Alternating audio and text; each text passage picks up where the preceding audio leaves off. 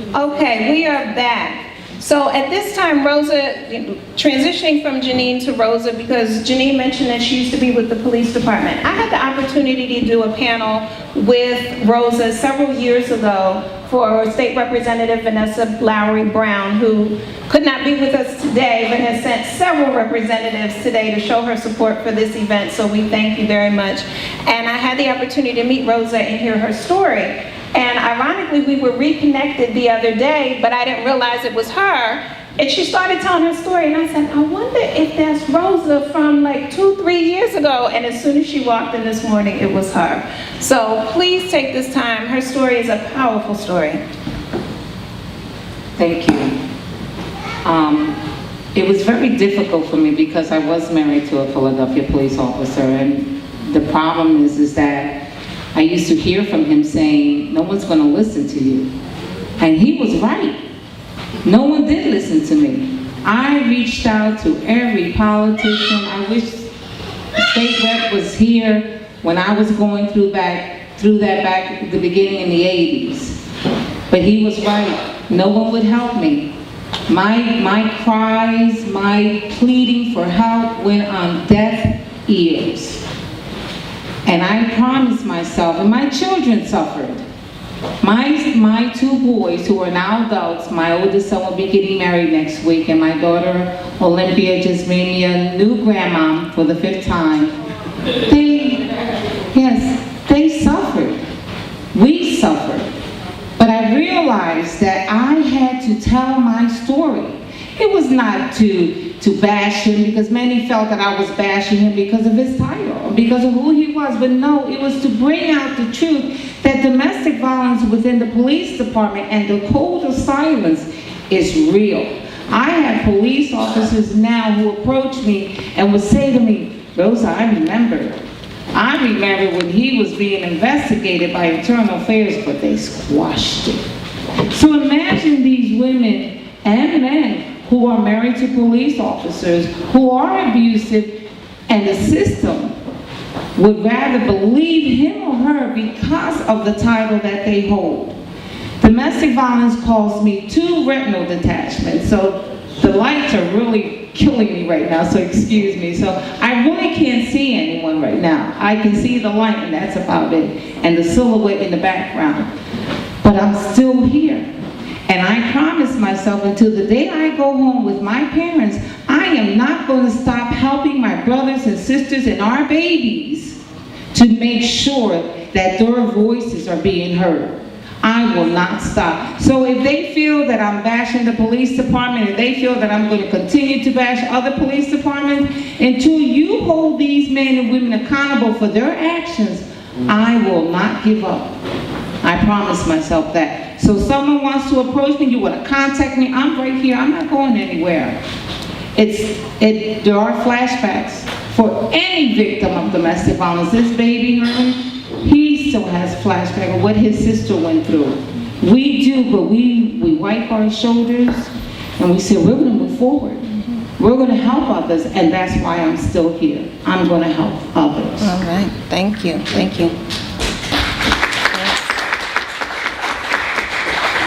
Mary, how about you? How did you become involved? From a personal level, I was surprised when I became involved. I'm blessed to the fact that it wasn't physical, but I feel like the pain and trauma was still the same.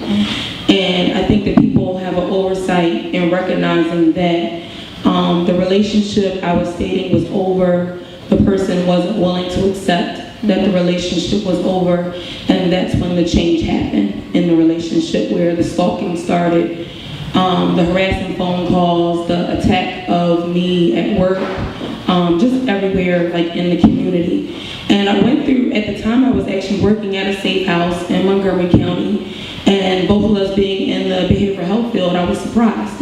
Like, how did I get into this type of situation when we both work in the behavioral health field?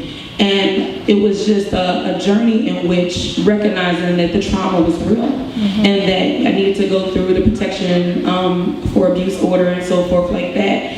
And And in that journey, although I was already working in a safe house and already had been working in the field and helping others, it helped me understand where some of the other barriers come in. Because it was many times that I was like willing to just say, you know what, the heck with following this process the right way or the real way. Let me just go to the street, to the corner, and just duke it out or whatever. But I'm not a physical person in that way. So I went through the process. I experienced it from an emotional, deteriorating character, you know, just trying to break me down in so many different ways.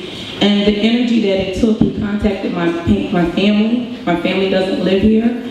So it was like he knew he had prime attention to attack me, and I had no one really here to protect me. So from that avenue, I was already involved and already attached to empowering women, because that's just something that I enjoy doing already. But to now have gone through the experience from, again, the emotional aspect, it kind of changed my lens and changed my social justice for wanting to ensure that people are aware that this is real.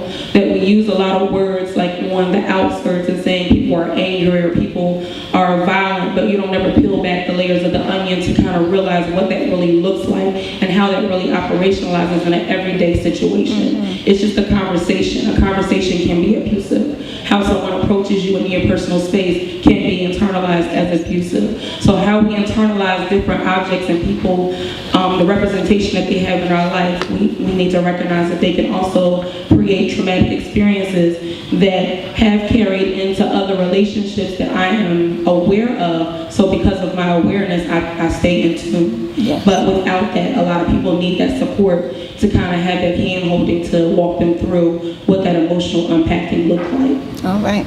We're going to take a quick commercial break. This is being taped live, so you can see the replay on our YouTube channel, which is SIH Global One. Again, that's SIH, the first three letters of Sisters in Harmony, Global One. So go to YouTube, in the search box, put SIH Global One. You can also put Dr. Walls and Friends. We'll be back shortly.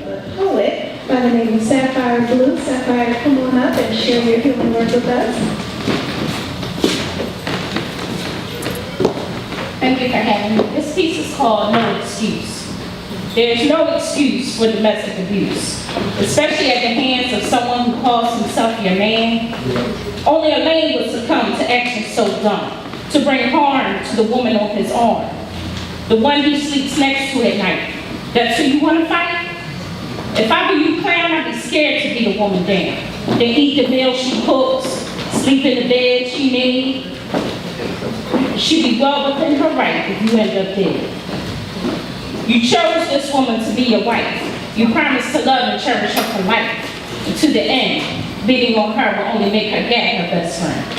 So whether she's a success or a downright mess, it's your job to lift her up.